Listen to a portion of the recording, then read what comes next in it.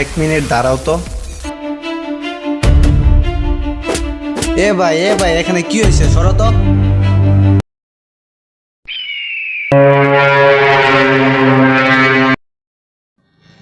দিল তুই, তোর কি মনে আছে আমি তোর বাবার জমি কেড়ে নিয়েছিলাম? তবুও তুই কিছু করতে পারিসনি। এবার বাবার জন্য নয়, গ্রামের গরিবদের জন্য লড়বো। দেখি তাহলে তোর ভিতরে গরিবদের জন্য কিরকম মায়া আছে। একে ধরে মেরে ফেল।